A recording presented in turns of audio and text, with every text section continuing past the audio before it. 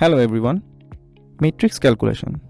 এই ভিডিওতে আমরা যে টপিকগুলো নিয়ে আলোচনা করব সেগুলো হচ্ছে ম্যাট্রিক্সের বর্গ, ম্যাট্রিক্সের ঘন এবং অভেদক ম্যাট্রিক্স।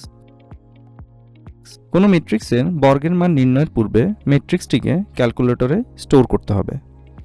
সেজন্য প্রথমে হোম কি প্রেস করে ম্যাট্রিক্স অ্যাপটি সিলেক্ট করতে হবে। এরপর টুলস কি প্রেস করে ম্যাট এ অপশনটি সিলেক্ট করতে হবে।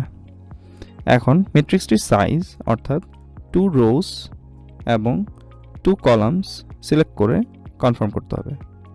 এরপর ম্যাট্রিক্সটির এলিমেন্টগুলো যেমন 2, 3, 5 এবং 9 ইনপুট দিয়ে এক্সিকিউট কি প্রেস করতে হবে।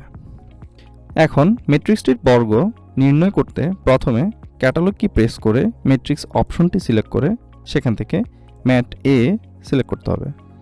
পুনরায় ক্যাটালগ কি প্রেস করে ম্যাট্রিক্স অপশনটি সিলেক্ট করতে হবে এবং সেখান থেকে ম্যাট্রিক্স ক্যালক অপশনটি সিলেক্ট করে পরবর্তী স্ক্রিন থেকে ম্যাট্রিক্স স্কোয়ার্ড অপশনটি সিলেক্ট করতে হবে এবং সর্বশেষে এক্সিকিউট কি প্রেস করলে আমরা ফলাফল পেয়ে যাব।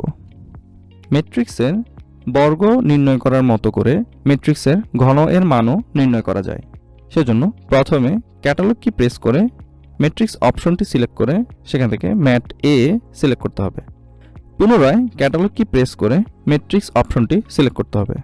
সেখান থেকে ম্যাট্রিক্স ক্যালক সিলেক্ট করে পরবর্তী স্ক্রিন থেকে ম্যাট্রিক্স কিউবড অপশনটি সিলেক্ট করতে হবে এবং সর্বশেষ ফলাফল পাওয়ার জন্য এক্সিকিউট কি প্রেস করতে হবে।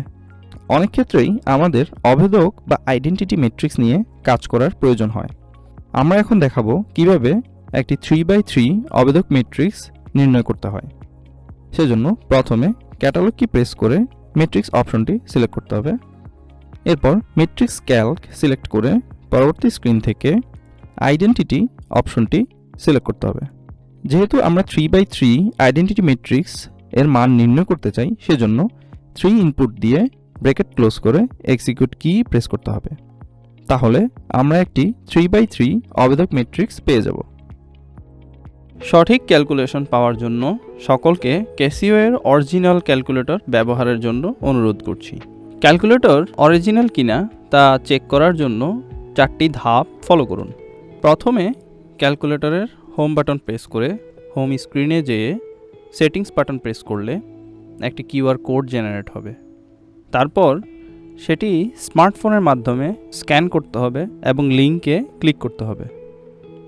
লিঙ্কটি ক্যাসিও ওয়েবসাইটে নিয়ে যাবে। সেখানে স্ক্রোল করে নিচে গিয়ে চেক লেখাটির উপরে ক্লিক করতে হবে। সর্বশেষে যদি নীল টিক চিহ্নটি দেখায় তাহলে বুঝতে হবে ক্যালকুলেটরটি অরিজিনাল। ভিডিওটি দেখার জন্য সকলকে ধন্যবাদ।